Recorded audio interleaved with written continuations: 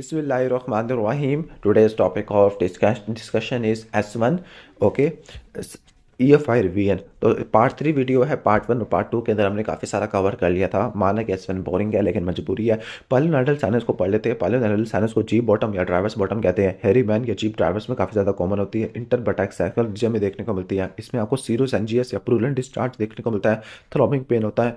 Tender swelling होती है coccyx वाले एरिया में, और इसमें जो ओपनिंग होती है ना, वहाँ पे आपको बहुत सारे हेयर्स देखने को मिलते होते हैं।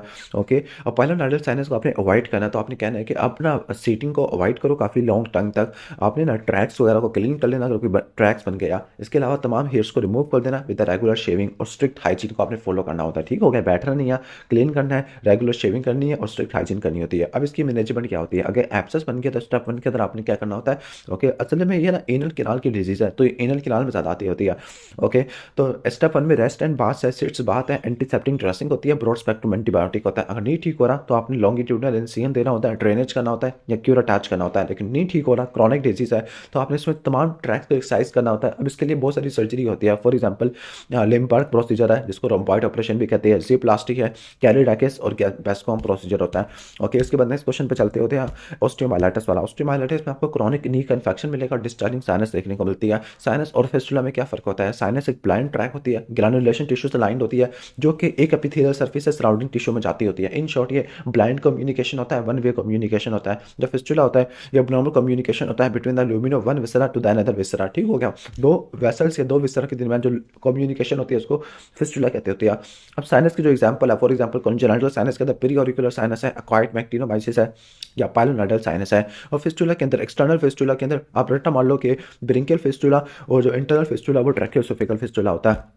ओके। अब इसकी ट्रीटमेंट क्या होती है ऑस्टियोमाइलाइटिस की? तो आपने इसको 3 में डिवाइड करना है, pre operative, operative, post operative. सही हो गया। वैसे आप सिंपल इतना ये भी रट्टा मार सकते हो कि आपने आईवी एंटीबायोटिक देनी होती है। ओके। आपने सर्जिकल डिब्राइडमेंट करनी होती है और टिश्यू की ग्राफ्टिंग वगैरह आपने करनी होती है। बस अब यहाँ पे देख लेते हैं। प्री ऑपरेटिव में पेशेंट की असेसमेंट करना और क्लिनिक का स्टेचिंग करना है। 1 2 3 4 में आ रहा है। Full discussion of treatment option देखना है, डायग्नोस्टिक टेस्ट करा लेने हैं और आपने ऑप्टिमाइज करना है उसके पेशेंट को, उसके ट्रीटमेंट को। ओके। अब हम आ जाते हैं मेन ऑपरेटिव के अंदर। ऑपरेटिव के अंदर डिब्राइडमेंट करनी है तमाम नॉन वायबल टिश्यू की, आईवी एंटीबायोटिक देना होता है, बोन को स्टेबलाइज करना होता है और ग्राफ्टिंग वगैरह अप्लाई करनी होती है। पोस्ट ऑपरेटिव में रिहेबिलिटेशन करानी है और वंस अगेन एंटीबायोटिक आपने देनी होती है। नेक्स्ट हम आगे चलते होते हैं। अब एनोरेक्टल एब्सेस है। एनोरेक्टल एब्सेस में शॉर्ट हिस्ट्री होती है लोकलाइज्ड पेन की। ओके। वंस अगेन एब्सेस है तो आपको टेंडर थ्रॉबिंग पेन आपको देखने को मिलेगा, स्विंगिंग पायरेक्सिया होता है, इंड्यूरेटेड हॉट टेंडर पेरिनियल स्वेलिंग आपको देखने को मिलेगी। क्लियर? सही हो गया। और पेरिनियल एब्सेस में जो एब्सेस की कंपोजिशन क्या होती है? एब्सेस में आपको ऑलरेडी हम डिस्कस कर चुके हैं। इसमें एक लोकस होता है सेंटर में, जिसमें पास में क्या होता है? डब्ल्यूबीसी होती है, बैक्टीरिया होता है, टॉक्सिन्स होता है, एक्यूट इन्फ्लेमेटरी रिएक्शन है जिसमें फिब्रिनस एक्सुडेट है, एडिमा और सेल्स होते हैं, ग्रैनुलेशन टिश्यू है जिसमें मैक्रोफेजिस, एंजियोजेनेसिस, फाइब्रोब्लास्ट आपको देखने को मिलते होते हैं। ट्रीटमेंट क्या होती है? जिस कभी भी एब्सेस बनेगी उस जगह पे इनसिजन ड्रेनेज करना, एस्पिरेशन या एंटीबायोटिक करनी होती है। इसके बाद वुंड हीलिंग है। वुंड हीलिंग 2 मैकेनिज्म से होती है, 3 मैकेनिज्म से होती है। Healing by primary intention, secondary intention, tertiary intention. जो हीलिंग बाय प्राइमरी इंटेंशन होती है इसमें आप ये इंसाइज वुंड के लिए होती है, सेकेंडरी वाली लेसिरेटेड वुंड के लिए होती है। जो प्राइमरी वाली होती है ये क्लीन के लिए होती है, जबकि सेकेंडरी वाली इन्फेक्टेड वुंड के लिए होती है। जो प्राइमरी वाली होती है इसमें जो वुंड कैचेस होते हैं वेल पोस्ट होते हैं, जो सेकेंडरी वाले में जो वुंड कैचेस होते हैं सेपरेटेड होते हैं। Okay. Inflammation, fibrin, granulation tissue ये आपको सेकेंडरी में ज़्यादा देखने को मिलेगा, और सेकेंडरी में ही वुंड की कॉन्ट्रैक्शन होती है, स्कार बड़ा गंदा देखने को मिलेगा। अब ये वहाँ पे जो स्कार होता है ना, स्कार को 2 में डिवाइड करते हैं, हाइपरट्रॉफिक आ जाता है और दूसरा आपका आ जाता होता है किलाइड आ जाता होता है। क्लियर? कॉम्प्लिकेशन भी आपको सेकेंडरी में ज़्यादा देखने को मिलती होती है। विच आर द फैक्टर्स जो कि पुअर वुंड हीलिंग करा देते हैं? लोकल और सिस्टमिक है। लोकल में उस जगह क्या है, लाइक ब्लड सप्लाई कम हो गया, डीनर्वेशन है, लोकल इन्फेक्शन है, कोई फॉरेन बॉडी है, स्ट्रेस है, हेमरेज या नेक्रोसिस है, रेडिएशन या प्रेशर है। सिस्टमिक फैक्टर के अंदर diabetes, obesity, okay, systemic infection वगैरह ये सब आ जाएगा। New malnutrition, okay, smoking, immunodeficiency, steroid वगैरह सब कुछ आ जाएगा। Organism causing infection after appendectomy. तो अपेंडेक्टमी के बाद जो इन्फेक्शन होता है वो बैक्टीरियाइड से होता है और एशेरिया कोलाई से देखने को मिलता होता है। ठीक हो गया। इसके बाद नेक्स्ट हम आगे आ जाते हैं। अगर ओके, नेक्स्ट है कि हीलिंग बाय सेकेंडरी इंटेंशन का सवाल आया हुआ है। ठीक हो गया। कैसे पहचाना कि वहाँ पे स्कार मार्क आपको नजर आ रहा है? ओके। गंदा जो स्कार होता है वो किसमें देखने को मिलता है? हीलिंग बाय सेकेंडरी इंटेंशन में होता है। काज ऑफ एबनॉर्मल हीलिंग तो क्यों हो सकती है? कंसिडरेबल टिश्यू लॉस की वजह से, बैक्टीरियल इन्फेक्शन की वजह से, या फिर आप ऐसे भी लिख सकते हो कि पुअर वुंड हीलिंग को लोकल और सिस्टमिक डिवाइड कर देना। Classification of wound healing okay 3 तरह की होती है, प्राइमरी, सेकेंडरी और टर्शियरी होती है। प्राइमरी में इंसाइज वुंड, सेकेंडरी में लैसेरेटेड वुंड और टर्शियरी में आपके कॉन्टेमिनेटेड वुंड की होती है। फिर वुंड की मैनेजमेंट है, वुंड की मैनेजमेंट में मैंने आपको मेमोरी बताया था, CTRS था, C से क्लींजिंग था, C से केयरफुल टिश्यू हैंडलिंग था, D से आपको डायग्नोसिस और डिब्राइडमेंट आ जाती है, R से आपका repair and the replacement of lost tissue, फिर आपका स्किन कवर और स्किन का क्लोजर आ जाता होता है। फिर टाइप्स ऑफ वुंड होते हैं। ओके, अब ये वाला वुंड है डी ग्लविंग। डी ग्लविंग का मतलब होता है कि जो स्किन और सबक्यूटेनियस टिश्यू है उसकी इवलियन आपको देखने को मिल गई है, यानी स्किन पील ऑफ हो गई है, तो ये अनटाइडी इवलियन वुंड होता है। या आपको कौन सा वुंड देखने को मिलता होता है, क्लोज डी ग्लविंग इंजरी होती है। मोस्ट लाइकली डेंजर क्या होता है, ओके, तो क्या हो सकता है, हेमाटोमा, कंपार्टमेंट सिंड्रोम और टाइटनस अगर आपको देखने को मिल सकती होती है। अब यहाँ पे टाइडी और अनटाइडी वुंड का कंपैरिजन क्या हुआ है। जो टाइडी वुंड होते हैं इंसाइज होते हैं, अनटाइडी वुंड क्रश इवलियन वुंड होते हैं। टाइडी वुंड क्लीन होते हैं, अनटाइडी वुंड कंटामिनेटेड होते हैं। टाइडी वाले हेल्दी टिश्यू होते हैं, अनटाइडी में डिवाइटेलाइज टिश्यू होते हैं। टाइडी वुंड में टिश्यू का लॉस कम से कम होता है, अनटाइडी में टिश्यू का लॉस बहुत ज़्यादा देखने को मिलता होता है। इसके बाद स्कार मार्क पे आ जाते हैं। Okay, what are the Langer lines. Langer lines skin की टेंशन लाइंस होती है जो कि नॉर्मल डर्मल कोलेजन फाइबर को ओरिएंटेट करती होती है। अब इसके सिग्निफिकेंस क्या होता है, कोई भी इंसान आपने इस लाइन के पैरेलल दिया तो उसकी वजह से क्या होगा, अच्छी हीलिंग होगी, स्कार कम से कम बनेगा।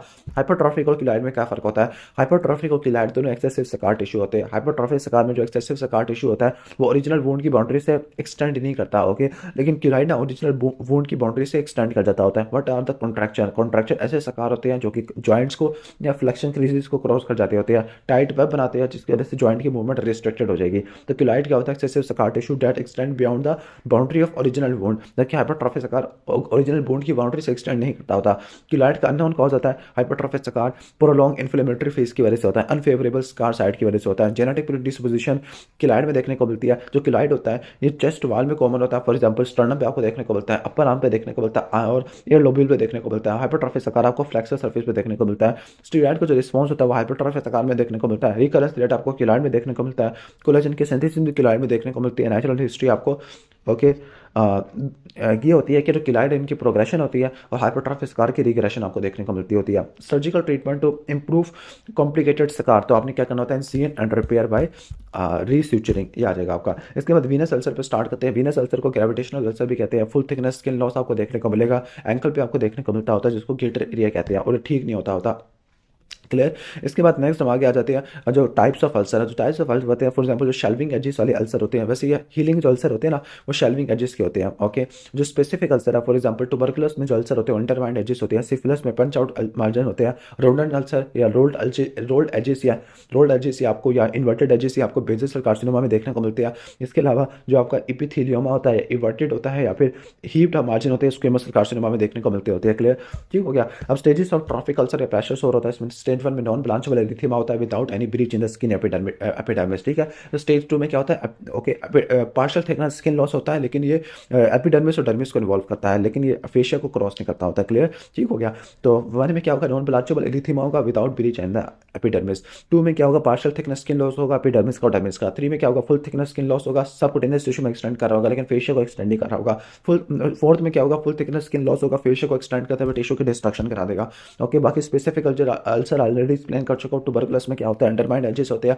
सिफिलिस में पंच आउट होते हैं। रोडेंट में आपके बेसल सेल कार्सिनोमा और इन्वर्टेड एजेस आपके स्क्वेमस सेल कार्सिनोमा में देखने को मिलते हैं। अब अल्सर में 2 चीजें होती है, बेस और फ्लोर। बेस वो चीज़ है जिस पे अल्सर रेस्ट करता होता है, बोन या सॉफ्ट टिश्यू हो सकता है। फ्लोर जो कि आपको नजर आ रहा होता है जिसमें डिस्चार्ज, ग्रेनुलेशन टिश्यू और स्लाफ होता है। अब इसकी इंपॉर्टेंस क्या होती है, इससे हम ना अल्सर की टाइप बना सकते होते हैं। इसके बाद लेग्स के परफोरेटर है, ये हमने वास्कुलर वाले चैप्टर में पढ़े थे, लाइक जो एमडी था मिड थाई डॉट वाले होते हैं।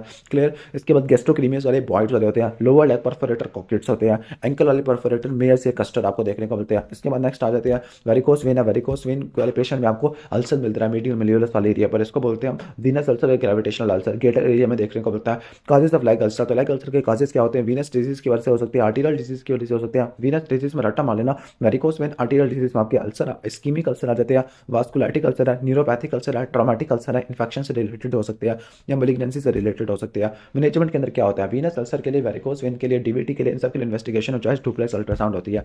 क्लियर।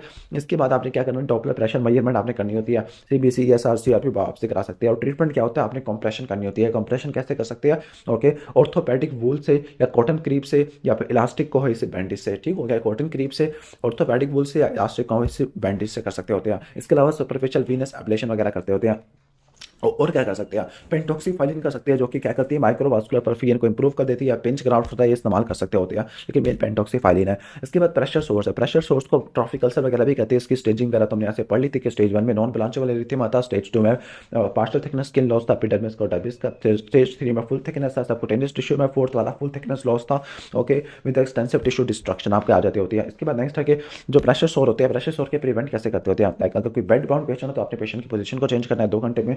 अगर व्हील चेयर वाला पेशेंट है तो आपने लाइक उसको ना लिम्ब को लिफ्ट करना होता है for 10 second every 10 minute, okay, सही हो गया। इसके बाद रेगुलर स्किन की ऑब्जर्वेशन करना है, स्किन को आपने कभी स्किन को आपने ड्राई रखना होता है, ओके, और ऑयल मसाजिंग वगैरह करनी होती है। मेन जो की वर्ड है ना इसमें, पोजीशन को आपने चेंज करना होता है हर 2 घंटे में, या फिर लिम्ब को लिफ्ट करना होता है। इसके अलावा आपने जो होता है अच्छे वाला बैग वगैरह इस्तेमाल करने होते हैं, like full like water air या फ्लोटेशन बेड्स है या प्रेशर डिस्पर्शन कुशन होते हैं, ओके, या तो फ्लोटेशन बेड्स है या प्रेशर डिस्पर्शन कुशन वगैरह आ जाते होते हैं। अब डिफेक्ट हो चुके हैं, अल्सर हो सकता है, तो आप कैसे कवर करोगे स्किन के डिफेक्ट को? तो नंबर 1 आपने डिब्राइडमेंट करनी है और वैक्यूम असिस्टेड क्लोजर करना होता है। नंबर 2 लार्ज स्किन फ्लैप्स है इंक्लूडिंग मसल और इंटेक्ट सेंसरी नर्व एरिया, बस मट्टा मार लेना, डिब्राइडमेंट करोगे, वैक्यूम असिस्टेड क्लोजर इस्तेमाल करोगे और स्किन फ्लैप इस्तेमाल करोगे इंक्लूडिंग द मसल। अब जो प्रेशर सोर होते हैं इनकी कहाँ कहाँ में देखने को मिलते हैं? प्रेशर सोर आपको इसकियम में, ग्रेडेटर काउंटर में, सेक्टर में देखने को मिल सकते हैं। इसके अलावा हील में होती है, मेलियोलस में होती है, खासतौर पर लैटरल में एज कम्पेयर टू मीडियल और ऑक्सीपिट में देखने को मिलते हैं। इसके बाद है सर्जिकल रिकॉन्स्ट्रक्शन, प्लास्टिक सर्जरी से भी सवाल आ जाता होता है। अब जो रिकॉन्स्ट्रक्शन के ऑप्शन होते हैं बहुत सारे होते हैं, फॉर एग्जाम्पल ग्राफ्ट से कर सकते हैं, फ्लैप से कर सकते हैं। जो ग्राफ्ट होता है वो सप्लिट थिकनेस ग्राफ्ट होता है, जो कि सर्फेस एरिया को बढ़ाता है। फुल थिकनेस वाला कॉस्मेटिक के लिए होता है, फेस के लिए होता है। क्लियर? कंपोजिट ग्राफ्ट होता है, ये सिंपल टेक्निक होती है जिसका एक्सीलेंट कॉस्मेटिक और फंक्शनल दोनों हो जाता है। फिर लोकल फ्लैप होता है, लोकल फ्लैप ना वेस्कुलराइजेशन को लेके आ जाते हैं उस एरिया में। टिश्यू की एक्सपांशन है, ओके, टिश्यू की स्किन को प्रोवाइड करते हैं with a near perfect match and the texture, ठीक हो गया। तो स्प्लिट थिकनेस है, ये ग्राफ्ट है, और ग्राफ्ट 3 तरह का है, split thickness, full thickness, composite है, लोकल फ्लैप और टिश्यू की एक्सपांशन वगैरह आ जाती होती है। इसके बाद मैथड्स स्किन कवर पे आ जाते हैं, ग्राफ्ट्स आ जाते हैं, फ्लैप्स आ जाती है। ग्राफ्ट्स में स्प्लिट थिकनेस ग्राफ्ट है, फुल थिकनेस है, कंपोजिट है, फ्लैप्स में रैंडम है, एक्सियल है। इसके अलावा परफोरेटर फ्लैप है, टिश्यू की एक्सपांशन है और स्किन के सब्सटीट्यूट होते हैं। इसके बाद बर्न्स पे आ जाते हैं। बर्न्स की 3 टाइप होती है, उसके बाद 4 टाइप होती है। फर्स्ट डिग्री में एपिडर्मल बर्न होता है, सेकंड डिग्री में आपका पार्शियल थिकनेस बर्न होता है, जो कि सुपरफिशियल हो सकता है, डीप हो सकता है, डिपेंडिंग अपॉन रेटिकुलर को या पैपिलरी डर्मिस को या रेटिकुलर डर्मिस को इन्वॉल्व किया, या फुल थिकनेस बर्न आपको देखने को मिल सकता होता है, ओके। अब बर्न्स की असेसमेंट के लिए हम वैलेस रूल ऑफ 9 अप्लाई करते होते हैं। रूल आपको पता है कि हेड एंड नेक में 9 आता है, front of chest and abdominal वाल 18 आ जाता है, back of chest and abdominal वाल 18 आ जाता है, लोअर लिम में आपका 36 आ जाता है, अपर लिम में 18 आ जाता है, पेरिनियम में 1% आ जाता है, ठीक हो गया। अब सुपरफिशियल बर्न्स होते हैं, सुपरफिशियल बर्न्स में आपको कैपिलरी फीलिंग आपको देखने को मिलती है। डीप पार्शियल थिकनेस बर्न में क्या होता है, ब्लांच नहीं होते, बट कुछ ना कुछ सेंसेशन आपको देखने को मिलती है, ओके। सुपरफिशियल बर्न्स है जिनकी कैपिलरी फीलिंग है। डीप पार्शियल थिकनेस बर्न है जो ब्लांच नहीं होते लेकिन कुछ सेंसेशन आपको देखने को मिलती है। और फुल थिकनेस बर्न क्या होती है, ओके, जिनकी लेदरी अपीयरेंस होती है, कोई भी सेंसेशन आपको देखने को नहीं मिलती होती है। इसके बाद है कि आपने बर्न्स का सर्फेस एरिया कैलकुलेट करना है, न्यूमेरिकल्स आप कैलकुलेट कर लोगे, ठीक हो गया। इसके बाद है कि कब आप बर्न सेंटर में रेफर कर लोगे, अगर किसी को इनहेलेशनल इंजरी है कैसे पता लगेगा, एयरवे इंजरी है, अगर किसी बर्निंग वाले रूम में ट्रैप हो गया, या फेस एंड नेक में बर्न्स आपको देखने को मिल रहा है, या फिर और क्या देखने को मिल सकता है, लाइक हॉर्सनेस ऑफ आइज है, स्ट्राइडर है, यानी इनहेलेशनल लंग इंजरी है, फ्लूइड रिससिटेशन देनी है, सर्जरी करनी है, या कोई हैंड्स, फेस, फीट बर्न्स आपको देखने को मिल रही है, नॉन एक्सीडेंटल इंजरी है, एक्सट्रीम ऑफ एज है, इस केस में आपने बर्न सेंटर में रेफर करना होता है। मैनेजमेंट ऑफ बर्न्स होता है, मैनेजमेंट ऑफ बर्न्स के अंदर रट्टा मार लेना कि पहले हॉस्पिटल प्री हॉस्पिटल मैनेजमेंट होती है जिसमें 6 सी होते हैं। नंबर 1 आपने इस बॉडी को क्लॉथिंग को रिमूव करना होता है। नंबर 2 कूलिंग करनी होती है अंडर द टैप वाटर या running water for the 10 minutes. Number 3 आपने क्या करना होता है, क्लीनिंग करना उस पार्ट की ताकि डस्ट को और वाइंड्स को रिमूव कर सके, मड को रिमूव कर सके। कीमोप्रोफाइलिसिस करते हैं टेटनस टॉक्साइड से, एंटीबायोटिक से, कवरिंग करते हैं ड्रेसिंग से। अब ड्रेसिंग सिल्वर सल्फर डियाजिन की हो सकती है, सिल्वर नाइट्रेट की हो सकती है, सीडियम नाइट्रेट, इनकी ड्रेसिंग वगैरह हो सकती होती है। और पेशेंट को कंफर्ट करना होता है with sedation and pain killer. तो 6 सीक्वेंस कौन सी है, क्लॉथिंग आ जाती है, ओके, क्लीनिंग आ जाती होती है, ओके। इसके बाद आपने क्लॉथिंग, कूलिंग, क्लीनिंग आ जाती है, कीमोप्रोफाइलेक्सिस है, कवरिंग आ जाती है, और कंफर्टिंग विद सेडेशन है। और एटीआरएस गाइडलाइंस में A B C D E को मेंटेन करना और फ्लूइड्स देने होते हैं। फ्लूइड कौन से देते हैं, रिंगर लैक्टेट देते हैं। कब देते हैं फ्लूइड, ओके, जब अडल्ट में 15% तो बच्चों में 10% ज़्यादा इन्वॉल्वमेंट आपको देखने को मिले। और कितना फ्लूइड देना होता है, पार्कलैंड फार्मूला आपने अप्लाई करना होता है। अगर किसी को डीप सर्कमफ्रेंशियल बर्न्स है, वो डिकम्प्रेस कर रहे हैं, तो आपने स्क्रोटमी करनी होती है, ओके। डिफर करता है फेशियोटमी से, जो कि सिर्फ किस में करते होते हैं, फेशियोटमी, फेशिया को काटते हैं, स्क्रोटमी में सिर्फ स्कार को काट देते होते हैं। अब पार्कलैंड फार्मूला अप्लाई करते हैं फ्लूइड कैलकुलेशन के लिए आपने 4 को मल्टीप्लाई करना है बर्न के सरफेस एरिया के साथ और बॉडी वेट से मल्टीप्लाई कर देना। जो जितना आंसर आएगा उसका 50% आपने 8 घंटों में और उसका बाकी जो 50% आपने 16 घंटों में देना होता है। क्लियर, ऑलमोस्ट ये हो जाएगा हमारा। Surgical treatment for full thickness burn, अगर सर्कमफ्रेंशियल है तो आपने स्क्राटमी करनी है। उसके अलावा फुल थिकनेस स्किन की एक्सचेंज करते होते हैं जिसको बोलते हैं टेंजेंशियल शेविंग है, और स्प्लिट स्किन ग्राफ्टिंग वगैरह करते होते हैं। क्लियर, ऑलमोस्ट ये हो जाएगा। Methods of measures for respiratory distress, अगर किसी को एयर इंजरी हो गया तो आपने ट्रैकियोस्टमी करनी है और एंडर ट्रैकियल ट्यूब इंट्यूबेट करनी होती है। क्लियर, सही हो गया। और जो बर्न सेंटर में जो टीम होती है इसमें सर्जन होता है, नर्स होता है, ओके, फिजिशियंस आपको देखने को मिलते होती है, प्लास्टिक सर्जन वाला होता है, पैरामेडिकल या साइकोलॉजिस्ट वाले भी होते हैं। फ्लूइड्स कौन सा इस्तेमाल करते हैं बर्न वाले पेशेंट में? रिंगल एक्टेड हार्ट बैन है, इसके अलावा ह्यूमन एल्ब्यूमिन है या फ्रेश फ्रोजन प्लाज्मा या हाइपरटोनिक सलाइन होता है। कितना फ्लूइड देना होता है?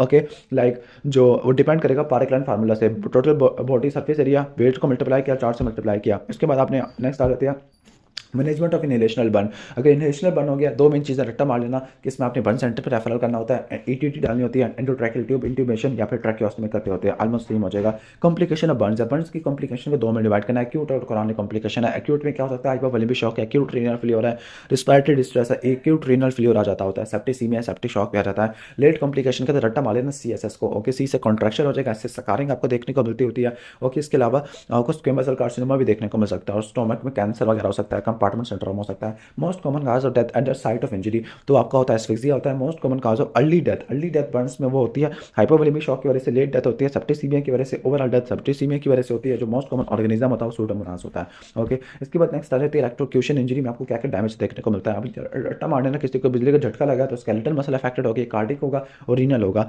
तो आपको फ्लैश बर्न देखने को मिलता है, एक्यूट रीनल फेलियर देखने को मिलता होता है। ठीक हो गया, किडनी फारिग हो गया, कंपार्टमेंट सिंड्रोम स्केलेटल मसल का, एसिडोसिस हो सकती है, मायोकार्डियल डैमेज है। बस आपने इसको ठीक करना है। सबसे पहले एटीआर गाइडलाइंस को फॉलो करना है। किडनी फेल है तो आपने हाई यूरिन आउटपुट को मेंटेन करना है। कंपार्टमेंट सिंड्रोम है तो फेसियोटमी है, एसिडोसिस है तो बाइकार्बोनेट है, मायोकार्डियल डैमेज है तो ईसीजी मॉनिटरिंग करनी है, लिम्ब डैमेज है तो लिम्ब की एम्पुटेशन करनी होती है। इसके बाद है basal cell carcinoma, rodent ulcer भी कहते हैं, slow growing local invasive tumour होता है, राउंड और एलिवेटेड एजेस देखने को मिलते हैं। राउंड है, एलिवेटेड है, क्लियर, बीडिड है, रोल्ड एजेस है। दोबारा बता दो, राउंड, एलिवेटेड, बीडिड या रोल्ड एजेस होती है और ये मेटास्टेसाइज नहीं करता होता। ओके, अब इसके जो रिस्क फैक्टर होते हैं वो सारे कैंसर के सेम होते हैं, यूवी रेड्स की वजह से, आयोनाइजिंग रेडिएशन की वजह से, जेनेटिक स्किन कैंसर सिंड्रोम की वजह से देखने को मिलते हैं। मोस्ट कॉमन स्किन कैंसर कौन सा होता है? बेसल सेल कार्सिनोमा होता है, और बेसल सेल कार्सिनोमा में भी जो मोस्ट कॉमन टाइप होती है वो नोड्यूलर होती है, नोड्यूलर होती है। और जो मोस्ट कॉमन साइट होती है बेसल सेल कार्सिनोमा की, ठीक हो गया, ये मोस्ट कॉमन जो स्किन का कैंसर है वो basal cell carcinoma, basal cell carcinoma में भी नोड्यूलर टाइप होती है, और जिसकी मोस्ट कॉमन साइट होती है नोज में होती है, और जो इन्वेस्टिगेशन चॉइस होती है वो वेज बायोप्सी होती है। ओके, सर्जिकल ऑप्शन में क्या होगा? नॉन एग्रेसिव ट्यूमर है, अगर ट्रंक पे एक्सट्रीमिटीज़ पे है, ओके, ठीक है, तो आपने वाइड लोकल एक्ससीजन करनी होती है, वाइड एक्ससीजन है 1 सेंटीमीटर को क्लियर करना होता है, फिर आपने स्किन की ग्राफ्टिंग लेनी होती है। ठीक हो गया, स्किन की ग्राफ्टिंग से या प्राइमरी सुचरिंग से या फ्लैप इस्तेमाल कर सकते हैं, जी प्लास्टिक कर सकते हैं, रोम्बॉइड फ्लैप या रोटेशन फ्लैप ये इस्तेमाल करते होते हैं। इसके अलावा लेजर सर्जरी, क्रायो सर्जरी कर सकते हैं, और माइक्रोस्कोपिक ओरिएंटेड हिस्टोग्राफी भी कर सकते होते हैं जिसको बोलते हैं मोस सर्जरी है, माइक्रोस्कोपिकली ओरिएंटेड हिस्टोग्राफिक सर्जरी आ जाता है। इसके बाद क्वेश्चन नंबर 2 पे आ जाते हैं बेसल सेल कार्सिनोमा। और बेसल सेल कार्सिनोमा के अंदर आ जाती है बेसल सेल कार्सिनोमा की 3 टाइप्स होती है। ओके, लोकलाइज, जनरलाइज सुपरफिशियल और जनरल इन्फिल्ट्रेटिव है। ओके, लोकलाइज में नोडुलर, नोडुलर सिस्टिक और सिस्टिक रट्टा मार लेना। जनरलाइज सुपरफिशियल के अंदर आपका क्या रहेगा? ओके, मल्टीफोकल और सुपरफिशियल स्प्रेडिंग है, जबकि सुपरफिशियल इन्फिल्ट्रेटिंग में क्या आ जाएगा? मॉर्फिक और सिकाट्राइजेशन है। ठीक हो गया, मॉर्फिक और सिकाट्राइजेशन है, जबकि सुपरफिशियल में आपका मल्टीफोकल और सुपरफिशियल स्प्रेडिंग है, और इन्फिल्ट्रेटिव में आपका मॉर्फिक और सिकाट्राइजिंग आ जाएगा। इसके बाद नेक्स्ट क्वेश्चन में चलते हैं हम, स्क्वेमस सेल कार्सिनोमा। ओके, ये हाईली मैलिग्नेंट होता है, रेस्ट और इवर्टेड एजेस होते हैं, रेस्ट और इवर्टेड एजेस, कीवर्ड रट्टा मार लेना। इंड्यूरेटेड बेस होता है, इंड्यूरेटेड एजेस देखने को मिलते हैं, ब्लडी डिस्चार्ज होता है from the ligand, regional lymphadenopathy देखने को मिलती है, और ये बर्न्स के पेशेंट में भी राइज कर सकता होता है, this is called Marjolin ulcer. ऐसा स्क्वेमस सेल कार्सिनोमा जो बर्न्स वाले पेशेंट से राइज करता है, स्कार से राइज करता होता है, उसको मार्जुलिन अल्सर कहते हैं। Most common squamous cell carcinoma ulcerative type आपको देखने को मिलता होता है। अभी अगर कोई छोटा स्क्वेमस सेल कार्सिनोमा तो आपने वाइड एक्ससिजन करना या ब्लॉक डाइसेक्शन करना, लिम्फ नोड की कीमोथेरेपी, रेडियोथेरेपी, फील्ड थेरेपी करनी है। अगर एग्रेसिव ट्यूमर है तो माइक्रोस्कोपिकली ओरिएंटेड हिस्टोग्राफिक सर्जरी आपने करनी होती है। क्लियर, ऑलमोस्ट ये हो जाएगा हमारा। इसके बाद मार्जुलिन अल्सर के बायोप्सी लेते होते हैं, मेन बायोप्सी वेज बायोप्सी है from the edge of ulcer है, और मोस्ट कॉमन रिस्क फैक्टर क्या होता है? सनलाइट होता है। ट्रीटमेंट क्या होगा? 1 सेकंड वाइड लोकल एक्ससीजन होगा, फॉलोड बाय फ्लैप का कवर है, रेडियोथेरेपी मार्जिनल अल्सर में अवॉइड करते होती है। क्लियर, इसके बाद है मैलिग्नेंट मेलानोमा। मैलिग्नेंट मेलानोमा में से सर्जरी करते हैं, कीमो रेडियो दोनों रेजिस्टेंट होती है। मैलिग्नेंट मेलानोमा में निमोनिक है, ABCD होता है, ए से एसिमेट्री है, बी से बॉर्डर इरेगुलर है, सी से कलर वेरिएशन, डी से डायमीटर 6 मिलीमीटर से ज़्यादा का है। Most common route of metastasis lymphatic के जरिए होता है, most common site of systemic metastasis liver के थ्रू होती है। क्लियर, मैलिग्नेंट मेलानोमा की जो मोस्ट कॉमन साइट होती है, ओके, लाइक मेल्स में बैक एंड ट्रंक पे देखने को मिलता है, फीमेल में लोअर लिम्स में देखने को मिलता है। इसकी 4 टाइप्स होती है, ओके ठीक है। मिमोनिकस लैन, ओके सुपरफिशियल सेपरेटिंग लेंटल लेंटिको मैलिग्ना, एक्रोलेंटिजियस और एमसी क्या होता है, नोडुलर होता है। Most common type superficial separating होती है। एक्रोलेंटिजियस वाली इसका वर्स्ट प्रोग्नोसिस होता है, लेकिन जो सबसे गंदा प्रोग्नोसिस होता है वो ए मेलानोटिक वाली का होता है। मोस्ट मेलिग्नेंट टाइप नोडुलर वाली आपको देखने को मिलती होती है, क्लियर। लीस्ट मेलिग्नेंट लेंटिको वाली होती है। इसके बाद डायग्नोस्टिक इन्वेस्टिगेशन वन सेकंड क्या, full thickness wedge biopsy excisional biopsy आ जाती है। और ट्रीटमेंट क्या होगा, सर्जिकल एक्सीजन है और लिम्फ नोड की बायोप्सी आपने लेनी होती है। जो मेलिग्नेंट मेलानोमा होता है रेडियो रेजिस्टेंट होता है, जबकि basal cell carcinoma squamous cell carcinoma radio sensitive होते हैं। ओके अब नेक्स्ट आगे चलते होते हैं। ओके 60-year-old फार्मर है जिसके लिप्स में ग्रोथ आपको मिल रही है, स्क्वेमस सेल कार्सिनोमा सस्पेक्टेड है, उसके बारे में क्या बात, ठीक है। तो ये ना हाइपर केराटोसिस वाले एरिया से राइज करता होता है। उसके बाद नेक्स्ट है कि पेशेंट है जो कि जिसको बर्न इंजरी हुई है कन्फाइंड स्पेस में, यानी इसको एयरवे इंजरी वगैरह हो गई है, ओके ठीक हो गया। और तो इसमें बेस्ट ऑप्शन क्या होगा, ओके तो बेस्ट ऑप्शन क्या होगा, patient with elevated carboxy haemoglobin, तो आपने उसको हॉस्पिटलाइज करना है for the minimum of 24 hours. Question number 3 के अंदर चलते हैं। 25-year-old मैन है, इमरजेंसी में आया with Burns of face, upper limb और चेस्ट है with the full thickness Burns of right upper limb, okay ठीक हो गया, ओके ठीक है। Okay which statement is correct regarding the initial treatment, okay तो इनिशियल ट्रीटमेंट क्या होगा, देखो बर्न्स फेस क्या, लेफ्ट अपर लिम्ब क्या, चेस्ट क्या, फिर फुल थिकनेस बर्न है। फुल थिकनेस बर्न के लिए आपने क्या करना होता है, एक्सीजन करना होता है, स्किन ऑटमिंग वगैरह करनी होती है, एक्सीजन और फुल थिकनेस बर्न्स आपने करना होता है, ओके सही हो गया। ओके इसके बाद नेक्स्ट है क्वेश्चन नंबर 4 पे चलते हैं कि पेशेंट इमरजेंसी में आया हुआ था, बर्न्स ऑफ फेस है, लेफ्ट अपर लिम्ब और चेस्ट है, तो सेम आ गया मेरे ख्याल से, ओके स्टेटमेंट भी सेम है मेरे ख्याल से इन दिस पेशेंट, लेकिन करेक्टिव इन दिस पेशेंट है, ओके तो यहाँ पे बेस्ट ऑप्शन क्या होगा, यहाँ पे तो फुल एक्सीजन वाला कोई ऑप्शन ही नहीं है, लेकिन चूंकि फेस के बर्न है तो आपने इसमें क्या करना है, जस्ट ईटीटी आपने पास कर देनी होती है, ठीक हो गया। तो दोनों स्टेटमेंट सेम है, ऑप्शन डिफरेंट हो गया। इसके बाद नेक्स्ट हम आगे चलते होते हैं। एक पेशेंट है जिसको मेलानोमा है 1 मिलीमीटर से कम का है, डीप का है, तो उसमें आपने सेंटीमीटर और टिश्यू निकालना, वो 1 सेंटीमीटर होता है। अगर 1 मिलीमीटर से ऊपर का होता है तो आपने 3 सेंटीमीटर का टिश्यू निकाल देने होते हैं। इसके बाद नेक्स्ट है कि कॉलीफ्लावर स्किन लेयन है, ओके ऑन द हैंड है, ओके और पता लगा कि इसके मसल कार्सिनोमा, इसके बारे में बेस्ट ठीक क्या होते हैं, it is more malignant than the basal cell carcinoma, clear. इसके बाद नेक्स्ट हम आगे चलते हैं क्वेश्चन नंबर 7 के, द पेलर स्वेलिंग होता है, स्काल्प है जिसपे पंक्टम वगैरह भी देखने को मिल रही है, तो बेस्ट ट्रीटमेंट क्या होगा, ओके मोस्ट प्रोबेबली क्या हो सकता है, पेलर स्वेलिंग और पंक्टम है, ओपनिंग का तो सेबेशियस सिस्ट हो सकता है, जिसमें आपने क्या करना होता है, ओके लेकिन सेबेशियस सिस्ट का जो मेन ट्रीटमेंट एक्ससीजन होता है, आई थिंक बेस्ट ट्रीटमेंट एक्ससीजन होना चाहिए सेबेशियस सिस्ट का, इंसीजन से तो वो दोबारा बन जाती होती है। इसके बाद नेक्स्ट है कि best cosmetic result on 4 centimetre laceration on the face of a male TV star is, तो क्या करना होता है, आपने फुल थिकनेस स्किन की ग्राफ्टिंग करनी होती है ताकि कॉस्मेटिक रिजल्ट अच्छे आ सके, okay full thickness skin graft आपने इस्तेमाल करनी होती है, सेपरेट थिकनेस वाला इस्तेमाल नहीं करनी होती है। इसके बाद नेक्स्ट है कि ओके एक पेशेंट की लाइपोमा की एक्सीजन हो रही है, लेकिन उसको रेडनेस प्रोराइटिस और prominence at the wound site हो रहा है, डॉक्टर ने कंसोल किया और मेडिसिन प्रेफर वगैरह कर लिया, तो उसको क्या हो गया है, okay lipoma from the right arm है, redness pruritus and the prominence at the wound site, okay तो बेस्ट ऑप्शन किलाइड किलाइड कह रहे हैं, किलाइड ओके किलाइड तो ओरिजिनल वूंड की बाउंड्री से एक्सटेंड करता होता है ग्रो, ओके चलो मान लेते हैं। क्वेश्चन नंबर 10 के अंदर चलते होते हैं। क्वेश्चन नंबर 10 के अंदर क्या 30% सर्फेस एरिया बर्न्स का हुआ हुआ स्ट्राइडर हो चुका है, तो एलवी की इंजरी है, तो आपने इसमें ट्रैकियोस्टमी वगैरह करनी होती है। क्वेश्चन नंबर 11 के अंदर आ जाते हैं। क्वेश्चन नंबर 11 के अंदर फार्मर है जिसको 1.5 मल्टीप्लाई 1.5 नॉन हीलिंग अल्सर है ऑन द लेफ्ट चीक है, ओके ठीक हो गया। तो आपने क्या करनी है, वेज बायोप्सी लेनी है और फर्दर हिस्टोपैथोलॉजी रिपोर्ट का वेट करना होता है। इसके बाद नेक्स्ट क्वेश्चन चलते हैं। इमरजेंसी में एक पेशेंट आया, 20% बर्न सर्फेस एरिया है, ओके ठीक हो गया। Okay 3 adults are crying while 2 teenagers are quiet in the emergency why, okay ठीक है। जो क्राई कर रहा है, क्राई का मतलब क्या होता है, पेन हो रहा है, तो जो cry dull to the superficial burns है, जो टीनेजर में फुल थिकनेस बर्न है जिसकी वजह से वो पेनलेस बर्न होता है। इसके बाद नेक्स्ट है कि while discussing separate thickness graft होती है, क्लियर। सेपरेट थिकनेस ग्राफ्ट के बारे में क्या होता है कि जो रेसिपिएंट एरिया तो ज़्यादा कॉन्ट्रैक्ट करता होता है as compare to other methods, secondary contraction आपको देखने को मिलता है जिसकी वजह से बर्न वाला टिश्यू खराब हो जाता होता है। 2 by 2 centimetre short tissue swelling होती है in the middle of right sternocleidomastoid muscle है, ओके तो ये ब्रिंकल सिस्ट आपको देखने को मिलती है। क्वेश्चन नंबर 15 में चलते हैं। पेशेंट है okay 35-year-old married office worker है जो कि डिस्चार्ज हो गया after the successful management of 25% superficial Burns हो गया, ओके ठीक हो गया। What is the important person the experience surgeon should be looking for counselling के लिए उसकी वाइफ को पकड़ेगा, अगर उसकी शादी नहीं हुई तो फिर किसी को नहीं पकड़ेगा। क्वेश्चन नंबर 16 के अंदर आ जाते हैं। क्वेश्चन नंबर 16 में है कि एक पेशेंट है जिसको वायरल इन्फेक्शन वगैरह हो चुका है by the fever, bone pen है, बॉडी रैश भी आपको देखने को मिल रहा है, ओके ठीक हो गया। प्लेटलेट काउंट, ओके सर्जन है asked to focus on the platelet count to avoid, okay ठीक हो गया। Which limiting factor for the reconstruction using the local skin flap, बहुत फजूल घटिया तरह का एमसीक्यू है, okay. Increase damage during the flap designing, ठीक है प्लेटलेट काउंट को क्यों देखती है, क्योंकि अगर फ्लैप लगाने में ज़्यादा ब्लीडिंग देखने को मिल सकती है। डायग्नोस किया था डेंगू था। ओके, आगे चलते होते हैं। नेक्स्ट है कि हर्निया के बारे में क्या बात ठीक है कि उनका वुंड हर्निया रिपेयर प्रोसीजर है। His correct answer is incise wound. तो जो हर्निया रिपेयर प्रोसीजर में आप इंसाइज वुंड क्रिएट करते हैं, उसके बाद लाइपोमा की एक्सीन वगैरह कर लिए तो कौन सी चीज़ इन्फ्लेमेशन के बारे में ठीक नहीं है। इन्फ्लेमेटरी फेस में इन्फेक्शन नहीं होता, बल्कि टिश्यू की डिस्ट्रक्शन या टिश्यू का डैमेज भी आपको देखने को मिलता होता है। क्वेश्चन नंबर 19 में चलते होते हैं। क्वेश्चन नंबर 19 है कि डिलेड वुंड क्लियर होता है। ओके, फॉर एग्जांपल अगर कोई परफोरेटेड अपेंडिक्स है तो डिलेड वुंड क्लियर आप कर सकते होते हैं। नेक्स्ट एक पेशेंट बेड रिडन है, डिक्यूबिटस अल्सर हो गया तो अंडरलाइन कॉज क्या हो सकता है, इस्कीमिया ड्यू टू प्रेशर आपको देखने को मिल सकता है। क्वेश्चन नंबर 21 में चलते होते हैं। Okay, a 40 year old lady है, आउटडोर में आई है with a small swelling cyst है the top of the middle finger है। ओके, जो कि डर्माइड हुई है, तो उसके बारे में क्या बात ठीक होती है, तो डर्माइड होती है सेल्स की ट्रैप होने की वजह से हो सकती है ड्यूरिंग द डेवलपमेंट है। ओके, सही हो गया। इसके बाद नेक्स्ट आगे चलते हैं। क्वेश्चन नंबर 22 है haematoma swelling on the right side of the face है, तो जो लेजन होती है कॉन्जेनिटल मैलफॉर्मेशन होती है हिमाटोमा। नेक्स्ट है partial thickness skin burn in the front of chest होते हैं, सच टाइप ऑफ बर्न्स क्या होते हैं। ओके, पार्शियल थिकनेस वाली are not insensitive to the pain, मतलब इसमें पेन आपको देखने को मिल सकता होता है। नेक्स्ट आगे चलते होते हैं। एक पेशेंट इमरजेंसी में आया बर्न्स का, तो आपने क्या अवॉइड करना होता है। ओके, केमिकल कॉटराइजेशन आपने अवॉइड करनी होती है। आगे चलते होते हैं। नेक्स्ट है कि first line treatment 30% surface area हुआ हुआ तो आपने IV लाइन लगानी है और पेन को रिलीव करना होता है। नेक्स्ट है कि रेड वास्कुलर लीजन है। ओके, रेड वास्कुलर लीजन है ऑन द आर्म है और उसमें पता लगा कैपोसी सार्कोमा है, तो ये रेडियो रेजिस्टेंट होता है। ठीक हो गया। ओके, लेकिन ये भी तो हो सकता है it is strong, it has strong association with, लेकिन वो अच्छा सॉरी वो पूछे इररेलेवेंट पूछ लिया। स्ट्रॉन्ग एसोसिएशन विद एड्स होता है, रेडियो सेंसिटिव, रेडियो रेजिस्टेंट नहीं होता, रेडियो सेंसिटिव होता है।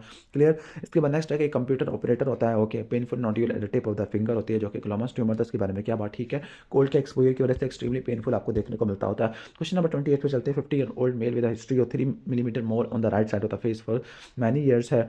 ओके, जिसमें ईचिंग वगैरह स्टार्ट होगी और साइज भी डबल होना शुरू हो गया, ब्लीडिंग वगैरह भी होना शुरू हो गया, तो इस सुपरफिशियल स्प्रेडिंग मेलानोमा होता है, मोस्ट कॉमन मेलानोमा होता है। लार्ज बेसिस इस स्काल पे है, तो बेस्ट ट्रीटमेंट क्या होगा, आइडियल वन सेकंड क्या एक्सीजन होती है। Okay, black horny growth on the scale पे जो कि पता लगा सेबेशियस ग्रोथ होती है, तो ये the condition is a papilloma. Okay, sebaceous horn है, तो ये पैपिलोमा विद एक्सेसिव केराटिन होता है। इसके बाद है कि डर्मेटोफाइब्रोसार्कोमा प्रोटुबरेंस होता है, ये कंडीशन होती है। इसको तो बढ़ के बंदे को हार्ट अटैक आ जाएगा। It is composed of interwoven bands of fibroblast होता है। इसके बाद नेक्स्ट क्वेश्चन पे चलते हैं। रेड स्किन लगी है ना फेस पर, जो कि पोर्ट वाइन स्टेन होता है, हेमेंजियोमा की टाइप होती है। क्लियर। इसके बाद नेक्स्ट हम आगे चलते होते हैं। ओके, नेक्स्ट है strawberry haemangioma lower lip pens की क्या मैनेजमेंट होती है, कंजर्वेटिव मैनेजमेंट होती है।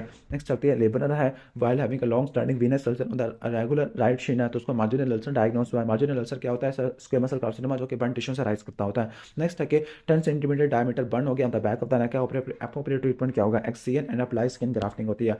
ओके, इसके बाद नेक्स्ट क्वेश्चन पे चलते हैं। 15 ईयर ओल्ड बॉय है, इमरजेंसी में आया विद सुपरफिशियल थिकनेस बर्न है। ओके, सुपरफिशियल थिकनेस बर्न में अपनी क्लोज ड्रेसिंग आपने करनी होती है। नेक्स्ट है फुल थिकनेस सर्कमफ्रेशियल बर्न है, तो आपने स्क्लेरोटमी करनी होती है। फुल थिकनेस बर्न है, हाउस फार्म में ट्रैप हो गया, हाइपरट्रॉफी सकार है, हाइपरट्रॉफी सकार के बारे में क्या बात ठीक है। Okay, required special garments to reduce, तो ये बात ही ठीक हो सकती है। इसके बाद नेक्स्ट है कि एक पेज सकार होते हैं, सकार is a part of normal healing होती है, तो कौन से टिश्यू में सकार की फॉर्मेशन रिलेटिवली कम होती है एज कम्पेयर टू लीवर में सकार की फॉर्मेशन रिलेटिवली कम होती है, स्टेम सेल्स होते हैं। नेक्स्ट है कि immediate management of skin acid burn injury, तो आपने क्या करना है, वाटर से वॉश करना होता है। इसके बाद मार्जिनल अल्सर क्या होता है, उसके मसल कार्सिनोमा से राइज करता होता है, ऐसा आंसर तो उसके मसल कार्सिनोमा से राइज करता होता है। ओके, इसके बाद नेक्स्ट हम आगे आ जाते हैं। नॉन एब्जॉर्बेबल सुचर वुंड की लिंक अल्टर नहीं करते होते। बर्न्स का पेशेंट है, बर्न्स तो क्या कॉम्प्लिकेशन होगी, एक्यूट में आपको हाइपोवोलेमिया, रीनल फेलियर और सेप्टिसीमिया देखने को मिलता है। ओके, फेस का ट्रॉमा तो आपने फुल थिकनेस ग्राफ्ट लेना होता है क्योंकि इसमें कॉस्मेटिक रिजल्ट आता है। For the replacement of skin on the face and neck है, तो आपने फ्री फ्लैप आपने इस्तेमाल करना होता है। रोडेंट अल्सर, पेडली पैपी और बेसिल सेल कार्सिनोमा होता है। Signs of inhalational injury, voice का चेंज देखने को मिलता है। Ulcer with undermined edges TB होता है। सिफिलिस में पंच आउट अल्सर देखने को मिलते हैं। पाइनल नोडल साइनस में आपने शेव करनी है at the spot on the table. Tertiary intention में डिलेड वुंड क्लोजर आ जाता है। Management of circumferential full thickness burn escharotomy करनी है। Treatment of sebaceous cyst excision करनी होती है। मैनेजमेंट ऑफ हैंड बर्न, तो hand wash with cool water है। Okay, management of 40% burn surface area, तो सेपरेट थिकनेस स्किन ग्राफ्ट होता है। ग्राफ्ट फ्रॉम द थाई होता है। ठीक है, यहाँ से क्या लेते होते हैं, graft from the thigh separate thickness graft लेते होते हैं। Graft use in case of expose tibia, तो एडजस्टमेंट फ्लैप इस्तेमाल करना होता है। मैलिग्नेंट मेलानोमा या नीवस, इसमें ABCD देखने को मिलता है। Ulcer with undermined edges tuberculosis में देखने को मिलती है। नॉन ब्लांचेबल एरिथेमा और एपिडर्मिस इंटैक्ट है, तो बेड सोर आ जाएगा। पेशेंट 40% बर्न्स के साथ आया। नेक, ओके, फेस पर नेक फॉर वॉइस का चेंज है। तो आपने बर्न सेंटर में रेफर करने से पहले आपने यूरिन आउटपुट को मेंटेन करना होता है 35 ml पर आर से ऊपर होने चाहिए। कॉम्प्लिकेशन आफ्टर द बर्न तो स्क्वेमस सेल कार्सिनोमा हो सकता है, मार्जिनल अल्सर हो सकता है। एक पेशेंट जो कि बर्न वाला पेशेंट आया फ्लूइड रिससिटेशन के लिए आया, सरफेस एरिया ज़्यादा इंपॉर्टेंट का होता है। Okay, what should be applied prior to the tourniquet to avoid blister formation. तो टॉर्निकेट अप्लाई करने से पहले पॉलीफेक्स का ऑइंटमेंट लगाना होता है। वॉइस का चेंज हो गया, बर्न्स के पेशेंट में एंडोट्रैकियल ट्यूब इंट्यूबेशन करना है। कोलिसिस्टेक्टमी डर्टी वुंड है कब लेबल करेंगे, पस परफोरेशन एब्सेस के केस में। केमिकल बर्न में आपने वॉश और कूल करना होता है। Okay, use to treat circumferential full thickness burn escharotomy होता है। ओवरलाइन स्किन पिंचेबल तो लाइपोमा नहीं होती, तो वो सिबेशियस सिस्ट होता है। Neuropathic ulcer punch out edges देखने को मिलती है। मैक्सिमम वुंड स्ट्रेंथ 10 से लेकर 12 दिन में आ जाती होती है। ओके, लेकिन ये बात सही नहीं है। To decrease the risk of infection तो अपने पोलीप्रोपाइलिन स्विचर आपने इस्तेमाल करना होता है। सबले मैश क्या होता है, ये इंटीरियर रेक्टल शीट में इस्तेमाल करते हैं, रेक्टस एब्डोमिनस मसल में अप्लाई करते होते हैं। इसके बाद नेक्स्ट आके कॉन्टैमिनेटेड बर्न का वुंड है तो एंटीबैक्टीरियल ड्रेसिंग करनी है। सिल्वर नाइट्रेट, ये सिल्वर सल्फर डायाजिन की चेस्ट और एब्डोमेन की बर्निंग आपको देखने को मिल रही है। अभी कैलकुलेशन खराब लिखी हुई है, इसको सही कर लेना। ओके, कैलकुलेशन इसकी बनती है 32040। किलॉइड है, किलॉइड ऐसा ऐसा एक्सेसिव सा कार्ड टिश्यू होता है जो कि ओरिजिनल वुंड की बाउंड्री से एक्सटेंड कर जाता होता है। लेडी विद 60% बर्न है, लॉस ऑफ कॉन्शियसनेस है तो कार्बन मोनोऑक्साइड की पॉइजनिंग पॉसिबल हो सकती है। Ulcer with undermined edges TB में देखने को मिलती है। ओके, सो नेक्स्ट है मेडिकल स्टूडेंट है। ओके, बर्निंग वाले रूम में सो रहा था तो इनिशियल इंजरी हो जाएगी। एयरवे को मैनेज करना है एंडोट्रैकियल ट्यूब इंट्यूबेशन से और ट्रैकियोस्टमी से। Fluids to be given in 24 hours in 70 kg, जो कि जिसको बर्न्स राइट अपर लिम्ब में, अपर चेस्ट में, बैक ऑफ द नेक में। ओके, तो ये कैलकुलेशन अभी कैलकुलेशन कर लेना। Management of high tension electric burn with deep Burns on the arm और स्वलन फेड हैंड है। ओके, तो डीप बर्न है तो आपने फिर शॉर्ट भी करनी होती है। क्लियर, 1.5 सेंटीमीटर मेलानोमा है तो अगर एक से बड़ा है तो आपने क्या करना, 3 सेंटीमीटर का फ्री मार्जिन निकालना होता है। ग्राफ्ट फॉर द फेस, अभी तीन तरह का एमसीक्यू है। पहले क्या आया था कि फुल थिकनेस ग्राफ्ट है, फिर आया कि फ्री फ्लैप है, फिर आया पिंच ग्राफ्ट है। Complication due to ear piercing तो वो किलॉइड होते हैं। Alternative therapy for venous ulcer, ठीक हो गया। तो आपने क्या करना है, कंप्रेशन स्टॉकिंग करनी होती है ऑर्थोपेडिक कॉटन से या वूल से। कॉम्प्लिकेशन आफ्टर द बर्न तो स्क्वेमस सेल कार्सिनोमा हो सकता है, मार्जिनल अल्सर हो सकता है। न्यूरोपैथिक अल्सर में पंच आउट एजेस देखने को मिलते हैं। Ulcer with undermined edges TB में देखने को मिलते हैं। रोडेंट अल्सर ये बेजल सेल कार्सिनोमा में देखने को मिलता है। Circumferential full thickness burn escharotomy में होता है। रिपेयर टिश्यू जो कि ओरिजिनल वुंड की बाउंड्री से एक्सटेंड करके तो वो किलॉइड होता है। Repair tissue that grows within the boundary तो हाइपरट्रॉफी शिकार होता है। पार्कलैंड फार्मूला में क्या होता है, 4 multiply total body surface area multiply और क्या होता है, मल्टीप्लाई अप्लाई करना होता है वेट से, ठीक है। जो उसका 50% होता है पहले 8 घंटे में और अगला 50% आपने 16 घंटों में देना होता है। इसके बाद स्क्रीनिंग है। स्क्रीनिंग के बारे में क्या क्या होता है, स्क्रीनिंग का क्या क्राइटेरिया होता है। Screening is the detection of disease in asymptomatic population, ताकि आउटकम को इंप्रूव कर सके। स्क्रीनिंग में क्या क्या चीज़ें होती है, डिजीज के बारे में, टेस्ट के बारे में, प्रोग्राम के बारे में। डिजीज के बारे में कि डिजीज को अर्ली स्टेज पर रिकॉग्नाइज कर किया जा सके, ट्रीटमेंट हो सके अर्ली स्टेज के अंदर, और जो डिजीज कॉमन भी होना चाहिए कि स्क्रीनिंग कर सके। इसके बाद जो टेस्ट है वो सेंसिटिव होना चाहिए, स्पेसिफिक होना चाहिए, एक्सेप्टेबल होना चाहिए, सेफ होना चाहिए, इनएक्सपेंसिव होना चाहिए। प्रोग्राम के बारे में क्या क्या डायग्नोस्टिक फैसिलिटी होनी चाहिए, अगर कोई टेस्ट पॉजिटिव आ गया वो हाई क्वालिटी ट्रीटमेंट होना चाहिए। ओके, स्क्रीनिंग को अपने रेगुलर इंटरवल पे रिपीट करना होता है और बेनिफिट ज़्यादा अच्छे होने चाहिए। स्क्रीनिंग क्या होती है, detection of disease in asymptomatic population, ताकि आउटकम को इंप्रूव किया जा सके। अब किन किन कैंसर में स्क्रीनिंग करते हैं, ब्रेस्ट कैंसर में, कोलोरेक्टल में, सर्वाइकल में होती है। ब्रेस्ट कैंसर में मैमोग्राफी करते हैं, कोलोरेक्टल कैंसर में आप कार्सिनो एम्ब्रियोनिक एंटीजन और कोलोनोस्कोपी करते हैं, सर्विकल कैंसर में पैप्स में करते होते हैं। इसके बाद ट्यूमर मार्कर होता है। ट्यूमर मार्कर ऐसी प्रोटीन्स होती है, म्यूको प्रोटीन्स होती है जो कि ब्लड में, यूरिन में और बॉडी टिश्यूज में होती है, जो कि ट्यूमर में इंक्रीज हो जाती है। ट्यूमर मार्कर की क्या सिग्निफिकेंस होती है, स्क्रीनिंग के लिए इस्तेमाल होते हैं, डायग्नोसिस के लिए, प्रोग्नोसिस के लिए, मॉनिटरिंग ऑफ थेरेपी के लिए और अर्ली डायग्नोसिस ऑफ रिलैप्स के लिए। अब कौन से ट्यूमर मार्कर होते हैं, for example alpha beta protein hepatocellular carcinoma और यॉर्क सैक ट्यूमर में होता है। पीएसए प्रोस्टेट के कैंसर में होता है। बीटा एसजी कोरियो कार्सिनोमा में होता है। कैल्सिटोनिन मेडुलरी थायराइड कैंसर में होता है। कार्सिनो एम्ब्रियोनिक एंटीजन कोलोरेक्टल कैंसर में होता है। इसके बाद प्रिंसिपल्स ऑफ कैंसर सर्जरी है, जो सर्जरी करते हैं कि क्या क्या फायदे होते हैं। सर्जरी डायग्नोसिस के लिए इस्तेमाल कर सकते हैं, स्टेजिंग के लिए इस्तेमाल कर सकते हैं, रिमूवल ऑफ प्राइमरी डिजीज है, रिमूवल ऑफ मेटास्टेटिक डिजीज है, या पिलिएशन के लिए इस्तेमाल कर सकते हैं। फॉर एग्जांपल डायग्नोसिस और स्टेजिंग दोनों के लिए लैप्रोस्कोपी है। रिमूवल ऑफ प्राइमरी डिजीज में रेडिकल मास्टेक्टमी एग्जांपल है। मेटास्टेटिक डिजीज में फॉर एग्जांपल जीएटी का कैंसर लीवर में जाता है और आरसीसी का कैंसर लंग्स में जाता है। और पिलिएशन में अगर सिकम का कैंसर है, इंटेस्टाइनल ऑब्स्ट्रक्शन है, तो आपने इलियो ट्रांसवर्स एनास्टोमोसिस करनी होती है। इसके बाद प्रिंसिपल्स ऑफ कीमोथेरेपी होता है। कीमोथेरेपी दो तरह की होती है, एडजुवेंट, न्यू एडजुवेंट। जो एडजुवेंट होती है वो कहने का मतलब है कि ये डेफिनेटिव ट्रीटमेंट की बात होती है। न्यू एडजुवेंट जो सर्जरी या रेडियोथेरेपी से पहले देते होते हैं। न्यू एडजुवेंट में निमोनिक है, एटी, एंथ्रासाइक्लिन और टैक्सेंस आ जाती है। एंथ्रासाइक्लिन में डॉक्सोराबाइसिन और एपिरोबाइसिन, और टैक्सेंस में पैक्लिटैक्सिल, डॉक्सीटैक्सिल है। एडजुवेंट वाली जो कि मेन ट्रीटमेंट की बात देते होते हैं। क्लियर। अब प्रिंसिपल्स ऑफ कॉम्बिनेशन थेरेपी का क्या क्या प्रिंसिपल्स होते हैं। नंबर 1, आपने क्या इस्तेमाल करना होता है, इफेक्टिव एजेंट इस्तेमाल करने हैं कीमो में। नंबर 2, ऐसे एजेंट इस्तेमाल करने हैं जिनका डिफरेंट मोड ऑफ एक्शन हो। नंबर 3, ऐसे एजेंट इस्तेमाल करने हैं जिनकी नॉन ओवरलैपिंग टॉक्सिसिटी हो। नंबर 4, स्पेशियल कोऑपरेशन हो, मतलब एक दूसरे को सपोर्ट करे। तो कीमोथेरेपी के बारे में क्या बात कहा जाता है, तो कीमोथेरेपी पेलिएटिव होती है। ओके, कीमोथेरेपी सिम्पटम को रिलीव करने के लिए होती है। कीमोथेरेपी कैंसर सेल और हेल्दी सेल दोनों को उड़ा देती है। और कॉम्बिनेशन के बारे में कहा गया कि आपने इफेक्टिव एजेंट इस्तेमाल करने हैं, डिफरेंट मोड ऑफ एक्शन वाले इस्तेमाल करने हैं, नॉन ओवरलैपिंग टॉक्सिसिटी और स्पेशल कोऑपरेशन देखने को मिले। अब कीमोथेरेपी की क्या क्या कॉम्प्लिकेशन हो सकती है, रट्टा मार लेना, जो हमारी बॉडी के रैपिडली डिवाइडिंग टिश्यूज होते हैं वो डैमेज हो जाएगी। फॉर एग्जांपल जीआईटी में नोजिया, वॉमिटिंग, डायरिया हो जाएगा। हियर पे एलोपेशिया आपको देखने को मिलेगा। ओके, इसके अलावा बोन मैरो में बोन मैरो सप्रेशन आपको देखने को मिलेगी। और क्या मिलेगा, इनफर्टिलिटी देखने को मिल सकती है, नेफ्रोटॉक्सिसिटी भी देखने को मिल सकती होती है। ओके, अब जो ब्रेस्ट के कैंसर में जो कीमोथेरेपी इस्तेमाल करते होते हैं वो CMF है, साइक्लोफॉस्फामाइड होती है। क्लियर, इसके बाद मिथोट्रेक्सेट और 5-फ्लोरोयूरेसिल होता है। क्लियर, ऑलमोस्ट ये हो जाएगा आपका। इसके बाद है ट्रीटमेंट ऑप्शन फॉर लिम्फोमा, तो कीमो रेडियो होती है, ज़्यादा अच्छी कौन सी होती है? ओके, क्यूरेटिव कीमो होती है क्योंकि इजीली अवेलेबल होती है, लेस टेक्निकल होती है। और कीमो क्या होती है, और जो लिम्फोमा होता है वो कीमो सेंसिटिव होते हैं। इसके बाद है कि कीमोथेरेपी ड्रग्स की क्लासिफिकेशन लिखा हुआ है, तो अल्काइलेटिक एजेंट होते हैं जिसमें साइक्लोफॉस्फामाइड है। ओके, प्लेटिनम एनालॉग है, सिस्प्लाटिन, कार्बोप्लेटिन, ऑक्सैलिप्लेटिन है। एंटीमेटाबोलाइट में मिथोट्रेक्सेट, मार्केप्टापिरिन है, 5-फ्लोरोयूरेसिल है। नेचुरल प्रोडक्ट में विनकेल्कुलाइट है जिसमें विनक्रिस्टिन, विनब्लास्टिन है। पोर्टोफाइलोटॉक्सिन में टिपोसाइट, टिनोपोसाइट है। कैम्टोथैक्सिन में टिपोटिकान, एरिनोटिकान। टैक्सेंस में पैक्लिटैक्सिल, डोसीटैक्सिल है। एंटी ट्यूमर एंटीबॉडीज में मिमोनिक एमबी है। माइटोमाइसिन, बिलियोमाइसिन, एंथ्रासाइक्लिन है। एंथ्रासाइक्लिन में डॉक्सोरिबोसिन और एपिरोबाइसिन आ जाएगा। क्लियर, आगे चलते होते हैं, नेक्स्ट आ जाते हैं what are the complication of anthracycline. Anthracycline की वजह से जो मेन कॉम्प्लिकेशन होती है वो कार्डियोटॉक्सिसिटी होती है। इसके अलावा विंग मिमोनिक है, विंग। डब्ल्यू से आपका आ जाएगा वेट लॉस आ जाएगा, आइस इन्फेक्शन हो जाएगा, एन से नोजिया, वॉमिटिंग, और जी से आपको जीआईटी डिस्कम्फर्ट आपको देखने को मिलेगा। इसके बाद प्रिंसिपल्स ऑफ रेडियोथेरेपी है। रेडियोथेरेपी के क्या पैरामीटर्स होती है? रेडियोथेरेपी सिम्प्टोमेटिक रिलीफ के लिए, पीलिएटिव के लिए होती है। इसके अलावा psycho physical support, practical support आपने अप्लाई करनी होती है। Okay, physical practical support, nutritional support, social support, okay, financial spiritual support या टर्मिनल केयर अप्लाई करते होते हैं। इसके बाद नेक्स्ट है कि रेडियोथेरेपी होती है, दो तरह की होती है, क्यूरेटिव है, दूसरी तरफ पेलिएटिव रेडियोथेरेपी होती है। क्लियर, सही हो गया। इसके बाद हम नेक्स्ट आगे चलते होते हैं। अब indication of radiotherapy for breast cancer, तो कब इस्तेमाल करेगी ब्रेस्ट कैंसर में रेडियोथेरेपी? जब ER-PR पॉजिटिव हो, ओके, यानी नोड्स पॉजिटिव हो, लिम्फ नोड पॉजिटिव हो, या लिम्फ नोड पॉजिटिव नहीं है लेकिन ओके हाई रिस्क है लेकिन लिम्फ नोड नेगेटिव है, या ग्रेड 3 कैंसर है, ट्यूमर का साइज 5 सेंटीमीटर से ज़्यादा का है, या लिम्फोवास्कुलर इन्वेरियन है। क्लियर, सही हो गया, यानी TNM को रट्टा माला है, साइज, लिम्फ नोड्स पॉजिटिव है या नेगेटिव है, लिम्फोवास्कुलर इन्वेरियन है। इसके बाद 5 points of concern in the radiotherapy, तो क्या क्या होते हैं? रिपेयर, रीऑक्सीजनेशन, रीपॉपुलेशन, रेडिस्ट्रीब्यूशन और रेडियो सेंसिटिविटी होती है। कौन कौन से कैंसर रेडियो सेंसिटिव होते हैं?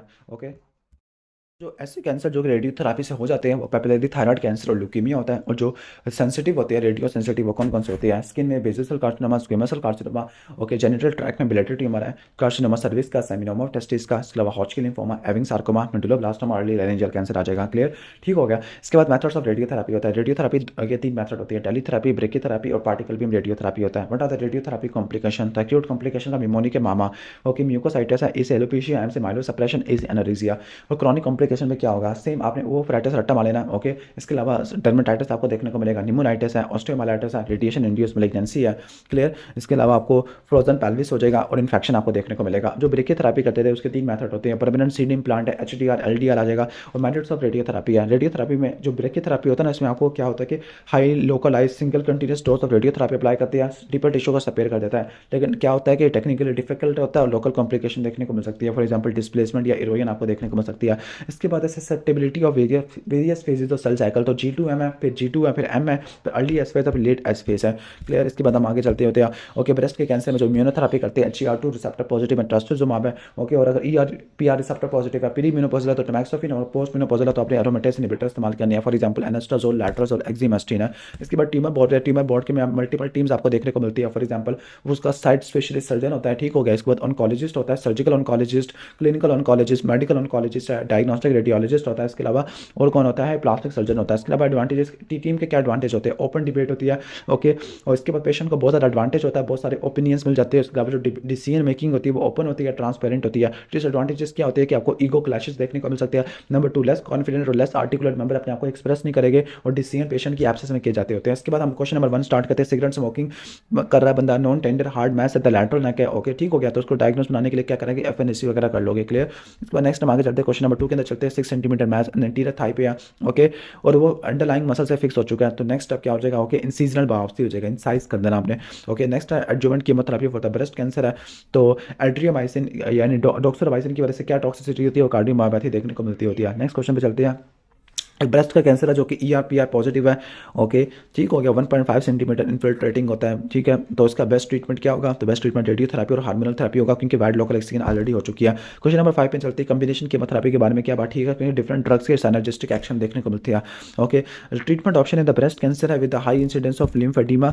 Okay, lymphoedema of the same side, जिसमें आपने क्या करना, ये कौन सा होता है? Okay, radiotherapy followed by radical mastectomy, ठीक हो गया। क्वेश्चन नंबर 7 में चलते हैं, staging laparoscopy for the ovarian cancer है। तो जो सीडिंग होती है, अगर सीडिंग आपको मिल गई है तो ये क्या इंडिकेट करती होती है? ट्रांसलोमिक सेपरेट को या पेरिटोनियल सेपरेट आपको देखने को मिल गया। ओके, इसके बाद नेक्स्ट है कि सेल साइकिल में ओके रेडिएशन का इफेक्ट वगैरह पूछ लिया। Cells are more sensitive to the M phase. I think the best answer है वो cells are sensitive to the G2 phase है, लेकिन एम फेज भी बुक कह सकती है, लेकिन G2 ज़्यादा अच्छा आंसर लग रहा है। ओके, इसके बाद नेक्स्ट है कि different mechanism of action to kill the cancer cell होते हैं। ओके, क्या बात ठीक है, क्या बात ठीक नहीं है मैकेनिज्म ऑफ एक्शन के बारे में? 5-फ्लोरोयूरेसिल इनहिबिट्स द डाइहाइड्रोफोलेट रिडक्टेज। ओके, 5-फ्लोरोयूरेसिल तो थायमिडिलेट सिंथेज को इनहिबिट कर देती होती है। नेक्स्ट क्वेश्चन है कि एक पेशेंट है जिसको फाइब्रोसार्कोमा हो गया, लेग का स्टेज 4 है, पिलिएटिव केयर है। Okay, which of the following is irrelevant regarding the pain management? तो एम्पुटेशन से पेन रिलीफ नहीं होगा, में किसी काम का नहीं होता। उसके बाद नेक्स्ट है कि ओके, एक पेशेंट है जिस स्क्रीनिंग प्रोग्राम के बारे में क्या बात ठीक है? ओके, रिगार्डिंग सच अ प्रोग्राम, तो हमें क्या चाहिए स्क्रीनिंग प्रोग्राम में? आपको डायग्नोस्टिक टेस्ट भी आपको चाहिए होता है अगर टेस्ट पॉजिटिव आ गया। नेक्स्ट क्वेश्चन चलते हैं, नेक्स्ट क्वेश्चन में चलते हैं। क्वेश्चन नंबर 12 है कि ओके, हिस्टोपैथोलॉजिकल स्लाइड पे आपको हॉजकिन लिम्फोमा मिल गया है, जिसको सर्वाइकल लिम्फ नोड की एनलार्जमेंट हॉजकिन लिम्फोमा स्टमक से आपको देखने को मिलती है। 80-year-old मेल है, फार्मर बाय द ऑक्यूपेशन है। ओके, हॉर्सनेस वाइस होना शुरू हो गया है, ठीक है, और swelling in front of neck है। ओके, जो कि काफ़ी ज़्यादा हार्ड होना शुरू हो गया, लिम्फ नोड भी इन्वॉल्व करना शुरू कर दिया। तो जो लिम्फ नोड क्यों लार्ज हो गया? मेटास्टैटिक लिम्फ नोड की वजह से। Chemotherapy after the breast cancer, मतलब कि टेक्सेंस और ट्रस्ट जब आप लिखा हुआ है, clear. Radio nuclide bone scan bone metastasis को चेक करने के लिए करते हैं। मैनेजमेंट ऑफ एक्यूट ल्यूकीमिया, तो कीमोथेरेपी देते होते हैं। ड्रेनेज ऑफ टेस्टिकुलर कैंसर, यानी जो टेस्टिकुलर कैंसर की ड्रेनेज होती है पैरायोप्टिक लिम्फ नोड में होती है। ओके, इसके बाद अगर किसी पेशेंट को शॉर्ट थ्रोट और लिम्फेडिनोपैथी है तो आपने लिम्फ नोड की FNAC वगैरह करा लेना या एक्सीजनल बायोप्सी करा लेना। ट्रीटमेंट ऑफ लेरेंजियल कैंसर, तो रेडियोथेरेपी आ जाएगा, क्लियर, रेडियोथेरेपी लेरेंजियल कैंसर के लिए। इसके बाद नेक्स्ट है mode of action of doxorubicin DNA के एप्लीकेशन को सिंथेसिस को इनहिबिट कर देता है। Cause of squamous cell carcinoma of bladder, Schistosoma haematobium होता है। रेक्टल कैंसर में जो इंग्वाइनल लिम्फ नोड्स होते हैं वो सूज जाते हैं due to inferior rectal vessel है। बोन स्कैन बोनी मेटास्टेसिस के लिए होता है। Cancer separate to the single lymph node, तो आपने इरिटेशन करनी होती है। Complication, okay, complication due to radiation for the breast cancer, तो लिम्फेडिमा आपको देखने को मिल सकता है। अगर ब्रेस्ट कैंसर 3 सेंटीमीटर का, मतलब 2 से बड़ा, तो ये स्टेज 2 हो जाएगा। मोबाइल एक्सिलरी लिम्फ नोड है तो N1 आ जाएगा। कोई मेटास्टेसिस नहीं है तो ये M0 आ जाएगा। ओके, इसके बाद best reconstruction option breast cancer में क्या होता है? सिलिकॉन इम्प्लांट्स होता है। Investigation to detect bony metastasis, bone pain होता है। और अगर मेटास्टैटिक लिम्फ नोड है तो आपने रेडिएशन करनी होती है। इसके बाद नेक्स्ट है रेडियोलॉजी वाला चैप्टर। रेडियोलॉजी वाला चैप्टर एक पेशेंट जिसको जॉन्डिस है और राइट हाइपोकॉन्ड्रिया में पेन हो रहा है, तो सबसे पहले इन्वेस्टिगेशन अल्ट्रासाउंड कराओगे। इसके साथ अल्ट्रासाउंड के अलावा हिडा स्कैन करा लोगे, MRCP ERCP करा लोगे। अल्ट्रासाउंड होता है स्टोन्स को देखने के लिए, इन्फ्लेमेशन को देखने के लिए होता है। हिडा स्कैन होता है डायमीटर को देखने के लिए, स्ट्रक्चर को देखने के लिए। MRCP डायग्नोस्टिक होता है, ERCP डायग्नोस्टिक और थेरापेटिक दोनों होता है। इसके बाद डॉपलर अल्ट्रासाउंड स्टार्ट करते हैं। डॉपलर अल्ट्रासाउंड में साउंड वेव पास करते हैं 3 से लेकर 20 मेगाहर्ट्ज की, तो वो मूविंग ऑब्जेक्ट से टकराती है। मूविंग ऑब्जेक्ट को टकराने की वजह से फ्रीक्वेंसी चेंज देखने को मिलता है। फ्रीक्वेंसी चेंज से आप क्या करते हो? स्पीड और डायरेक्शन वगैरह निकाल लेते होती है, क्लियर, और वेलोसिटी निकाल लेते होते हैं छोटी छोटी वेसल्स के अंदर भी। अब एडवांटेजेस क्या होते हैं अल्ट्रासाउंड के? कोई रेडिएशन इस्तेमाल नहीं होते, इनएक्सपेंसिव होता है, नॉन इन्वेसिव होता है, सुपर सॉफ्ट टिश्यू रेजोल्यूशन देखने को मिलती है। डायनामिक स्टडीज परफॉर्म कर सकते होते हैं। फर्स्ट लाइन इन्वेस्टिगेशन होती है हेपेटोबिलियरी सिस्टम के लिए।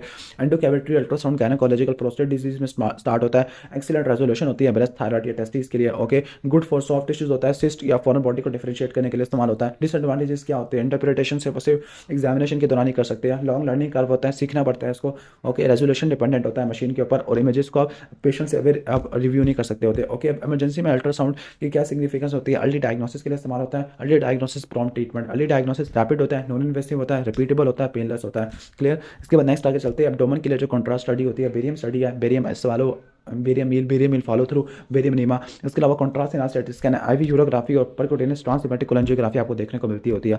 ओके, क्वेश्चन नंबर 8 में चलते हैं। अल्ट्रासाउंड के कंपैरिजन बनाना एक्सरे के और सीटी स्कैन के। ओके, ठीक हो गया। अल्ट्रासाउंड का कंपैरिजन, अल्ट्रासाउंड आपकी बोन स्ट्रक्चर को देखने के लिए इस्तेमाल नहीं हो सकता, एक्सरे हो सकता है। अल्ट्रासाउंड आपको retroperitoneal organ like pain के लिए, एयोर्टा को देखने के लिए इस्तेमाल नहीं हो सकता, लेकिन सीटी स्कैन देख सकता है। ओके, इसके बाद एंडोस्कोपिक अल्ट्रासाउंड। एंडोस्कोपिक अल्ट्रासाउंड के डायग्नोस्टिक और थेरापेटिक यूजेस। डायग्नोस्टिक यूजेस में स्टेजिंग के लिए इस्तेमाल होता है। ओके, इसोफेगस की, गैस्ट्रिक की, हेपेटिक और रेक्टल कैंसर के। इसके अलावा जो कोलिटोकल माइक्रोलिथियासिस उसको डायग्नोस करने के लिए। थेरापेटिक के अंदर पैराइसोफेजियल लिम्फ नोड की बायोप्सी लेने के लिए। ट्रांसगैस्ट्रिक ड्रेनेज ऑफ पैनक्रियाटिक सूडोसिस्ट और सिलिप प्लेक्सस ब्लॉक आ जाता है। एडवांटेजेस ऑफ एंडोस्कोपिक अल्ट्रासाउंड, तो detail anatomy of various layer of oesophagus आपको देखने को मिलती है। ट्यूमर की थिकनेस मालूम कर सकते हैं और वेरियस इमेजेस ऑफ हार्ट ले सकते होते हैं।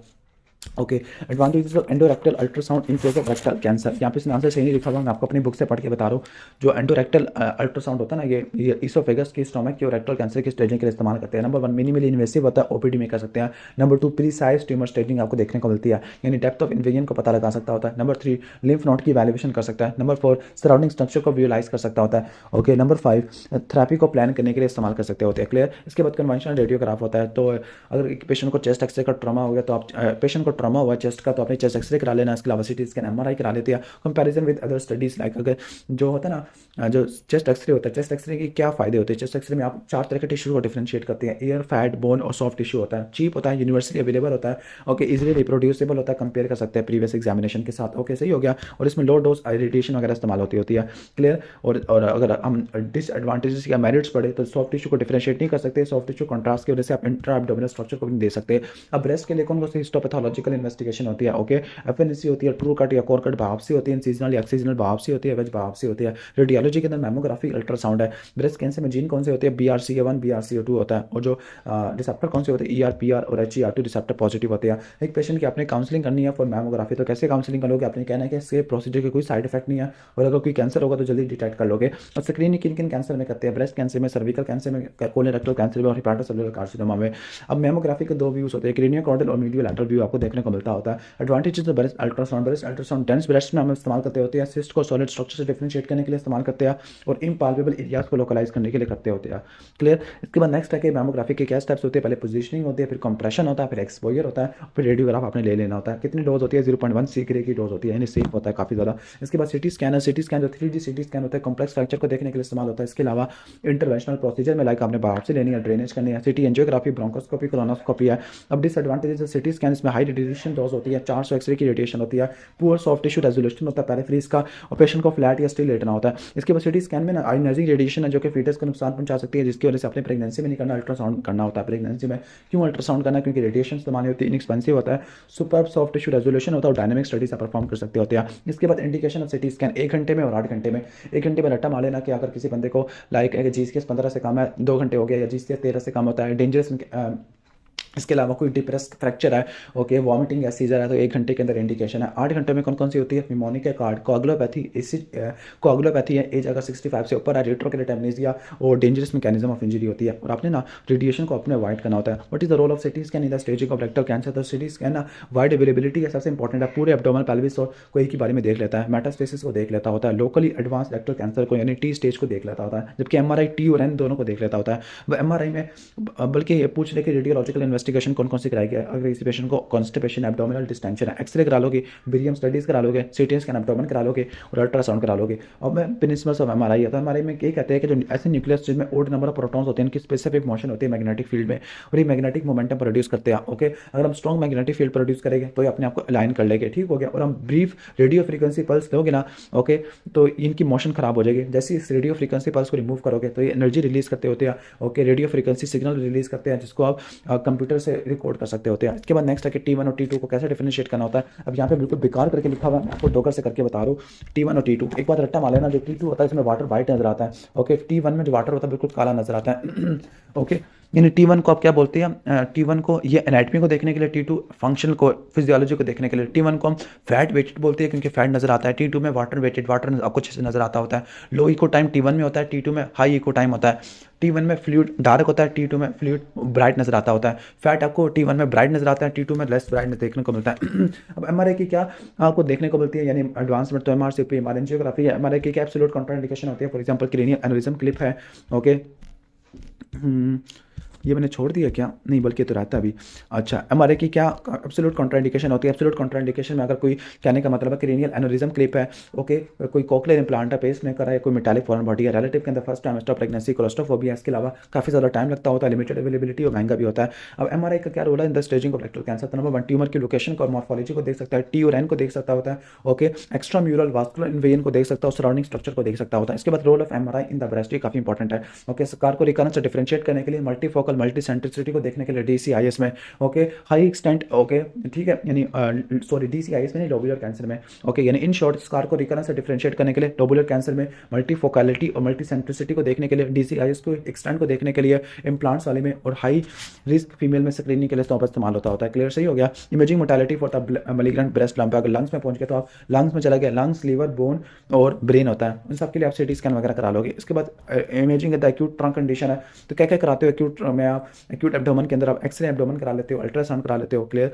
इसके बाद कॉन्ट्रास्ट एनहांस CT स्कैन और बेरियम स्टडीज वगैरह करा लेते होते हैं। ठीक हो गया। क्लास 10 आपको बेरियम नीमा में देखने को मिलता है इन केस ऑफ इंटरसेप्शन होता है। ओके, इंटेस्टाइनल ऑब्स्ट्रक्शन में आप क्या कराते हैं, एक्सरे एब्डोमेन सुपाइन व्यू करा लेते होते हैं, क्या मिलेगा, डायलेटेड गट लूप देखने को मिलती है, ओके, एयर फ्लूइड लेवल देखने को मिलता है, हॉस्पिटेशन सपेस्ट हो जाएगी, स्टोमक की और डुडिनम की डिस्टेंशन देखने को मिल सकती है, डबल बबल साइन हो सकता है, अगर कोई विसरा परफोरेट हो गया तो एयर अंडर द डायफ्राम है।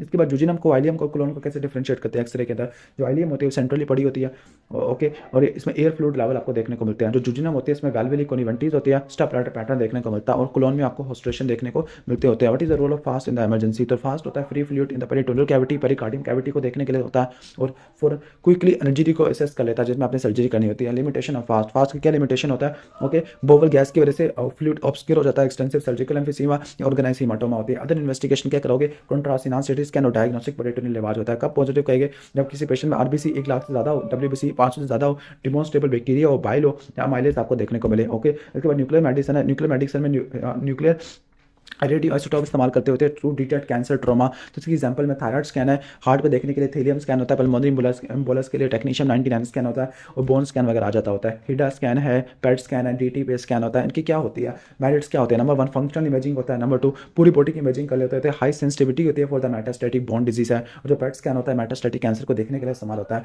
क्लियर, और जो इनके क्या डिमेरिट्स होते हैं, स्पेसिफिक एजेंट चाहिए स्पेसिफिक इंडिकेशन के लिए, कभी कभार नॉन स्पेसिफिक रिजल्ट आपको मिल सकते हैं, और पुअर स्पेशल रेजोल्यूशन आपको देखने को मिल सकती होती है। ओके, इसके बाद हम नेक्स्ट आगे आ जाते हैं। Okay, best investigation for the patient of, okay, oesophageal cancer के लिए अपने एंडोस्कोपिक अपर जी एंडोस्कोपिक डायग्नोसिस के लिए इस्तेमाल करते हैं। रेडियोथेरेपी आफ्टर हिस्टेक्टमी में तो ब्रैकीथेरेपी प्रेफर करते हैं। Investigation for patient with seizure तो MRI EEG करानी होती है। IV कॉन्ट्रास्ट देने से पहले अपने RFT करानी है, क्योंकि कॉन्ट्रास्ट नेफ्रोटॉक्सिक होता है। पेनक्रियाटिक नोड्यूल के लिए 4 CT कराना होता है। ओके, इसके बाद है कि अगर किसी पेशेंट को कॉन्ट्रास्ट एजेंट से सेंसिटिविटी है तो अपने एक्सरे QB अल्ट्रासाउंड कराना होता है। इमरजेंसी पोली ट्रॉमा में अपने एक्सरे सर्वाइकल स्पाइन कराना है, ताकि सर्वाइकल स्पाइन की इंजरी को रूल आउट कर सके। सर्वाइकल ट्रॉमा में स्पाइनल कॉर्ड की इंजरी में MRI सबसे बेस्ट होती है। Dysphagia for solids and liquid है, तो बेस्ट इन्वेस्टिगेशन तो होती है एंडोस्कोपी होती है, लेकिन जो इनिशियल बेरियम स्वेलो करा सकती है। ओके, बायलैटरल अल्ट्रासाउंड कैंसर को डिटेक्ट करने के लिए इस्तेमाल होता है। प्रोस्टेट कैंसर में होता है। एंडोरेक्टल अल्ट्रासाउंड होता है, स्टेजिंग के लिए आप MRI वगैरह कर सकते होते हैं। क्लियर, ब्रेन ट्यूमर के लिए भी MRI वगैरह कर सकते हैं। Diagnostic investigation for lumpy breast FNAC वगैरह देखने को होता है, मिलता है। ओके, इसके बाद अगर किसी को रेक्टल का कैंसर है लेकिन कोलोनोस्कोपी पे कुछ नहीं मिला तो अपने CT स्कैन वगैरह करना होता है। Investigation for brain disorder MRI है, जबकि इसोफेगस के डिसऑर्डर में अपर GE एंडोस्कोपी होती है।